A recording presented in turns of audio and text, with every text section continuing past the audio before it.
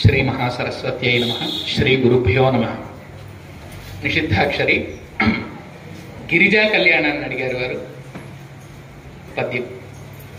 శ్రీలై సురలటు ప్రబ్బన్ శ్రీలై సురలటు ప్రబ్బన్ మేలౌ నుమ చేరునట్టి మేలౌ నుమ చేరునబ్డు మేలౌ నుమ చేరునబ్డు మృత్యుఘ్నుండే కైలాసాద్రియ మారెగదా లేఖావనియనంగ ఆ పెండిలిచే.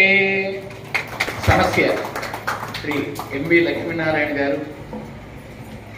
ఆడి కడు ధన్యయు అయ్యను ధాత్రిలోపలన్ అని సమస్య ఇచ్చారు.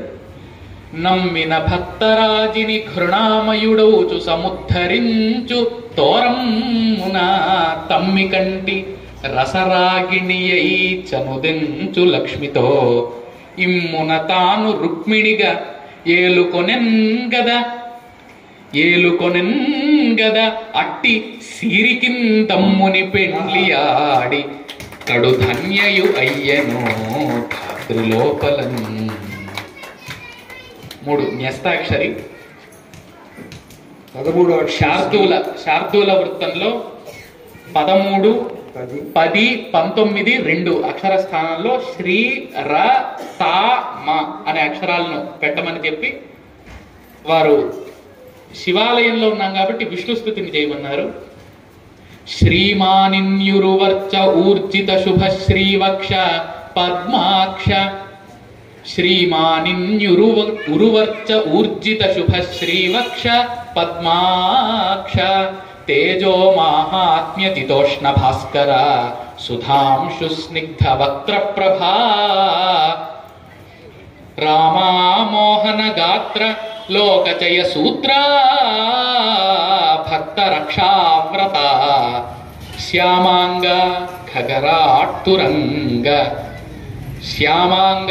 ఖగరాట్టురంగ రిపుభంగా రంగ నీకున్నతుల్. 4 దత్తపది తేజశ్రీ గారు. వారు క్షాత్ర, ధాత్రి, ఛత్ర, ఆజి అనే 4 పదాలు ఇచ్చి శివాజీ మహారాజును గురించి వర్ణించమన్నారు. జగతి మండల శాసనాఢ్య జనరక్ష త్రస్త శత్రుఛట జగతి మండల శాసనాఢ్య జనరక్ష త్రస్త శత్రుఛట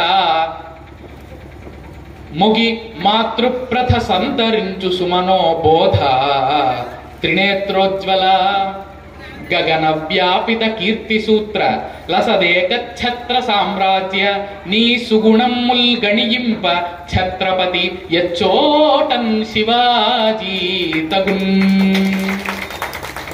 చివరిగా వర్ణన.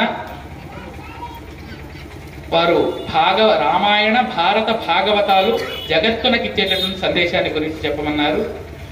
బాల్యంబాదిగా సత్యసంధతను నేర్పన్ రామచంద్రుండు ఇకన్ లౌల్యంబున్ విడనాడ భారతము గార్హస్థ్యంబునన్ నేర్ప కైవల్యం బంధుమటంచు భాగవతమే వార్ధక్యమున్ తీర్పగా కళ్యాణంబులు క్రాలవే జగతికి జ్ఞానాత్ములైనన్ జనుల్. ఒకసారి అవధాని గారికి మనము లేచి నిలబడి అభినందనలు తెలియజేస్తే బాగా అనిపిస్తుంది.